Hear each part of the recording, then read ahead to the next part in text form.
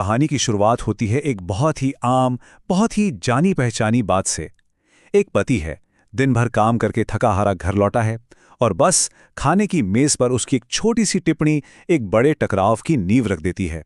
लेकिन सवाल यह है कि क्या ये सिर्फ ठंडी रोटियों की बात थी या मामला उससे कहीं ज्यादा गहरा था। असल में ना, ये एक लंबे दिन के बाद दो लोगों की उम्मीदों का टकराव था। और यहाँ दिलचस्प बात पता है क्या है कि दोनों ही अपनी अपनी जगह सही महसूस कर रहे हैं। एक को लगता है कि भाई दिन भर की मेहनत के बाद गर्म खाना तो मिलना चाहिए, और दूसरे को लगता है कि मैंने तो मेहनत की, उसका सम्मान तो हो। और बस यहीं से बहस की आग भड़क उठती है। और फिर क्या होता है, पता ही नहीं चलता कि कब बात खाने के तापमान से हटकर रिस्पेक्ट और एप्रिसिएशन की एक पर्सनल लड़ाई बन जाती है। ऐसा होता है ना अक्सर। और फिर आता है ये इमोशनल आउटबर्स्ट। इस एक लाइन से साफ पता चलता है कि पति को कितना बुरा लगा, कितना अपमानित महसूस हुआ। बात अब सिर्फ खाने की नहीं रही, बात अब सेल्फ रिस्पेक्ट पर आ गई है। इसके बाद शुरू होता है धमकियों का सिलसिला। ये बातचीत पर कंट्रोल करने की एक क्लासिक टैक्टिक है, इमोशनल प्रेशर डालना। यहाँ हर धमकी पत्नी के बनाए खाने को रिजेक्ट करने का एक नया तरीका है और अपनी नाराजगी जाहिर करने का जरिया। तो सबसे बड़ा सवाल यही उठता है कि मामला इतना बिगड़ा कैसे। ये सिर्फ दो लोगों के जिद्दी होने की बात नहीं है, इसके पीछे है पावर डायनामिक्स, उम्मीदें और एक रिश्ते में जो अनकही जरूरतें होती है ना, ये उसके बारे में है। और बस यहीं कहानी में आता है एक जबरदस्त मोड़। पत्नी अब अपनी रणनीति बदलती है।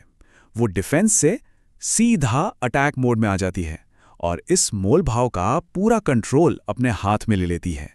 अब देखिए, वो सिर्फ माफी नहीं मांग रही, वो एक डील ऑफर कर रही है, एक स्मार्ट लेन देन वाला सौदा। और इस एक कदम से ना पूरा गेम ही पलट जाता है। इस ऑफर की जो खूबसूरती है ना, वो इसकी सादगी में है।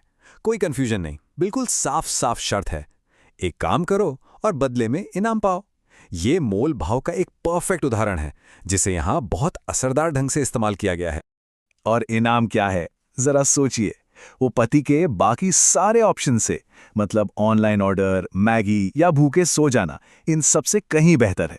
पत्नी ने एक ऐसी डील रखी है जिसे मना करना लगभग नामुमकिन है। क्या कमाल की स्ट्रैटेजी है। तो इस टकराव का अंत कैसे होता है?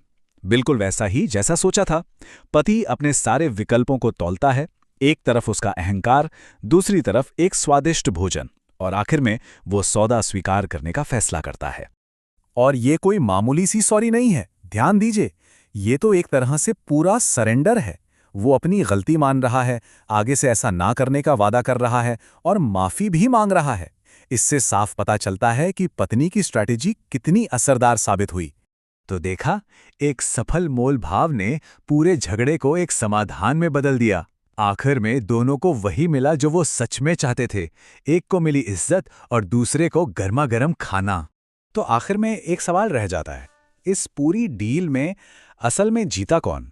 क्या वो पत्नी थी जिसे माफी मिल गई, या वो पति जिसे इतना अच्छा खाना मिला, या फिर शायद असली जीत तो उस रिश्ते की हुई?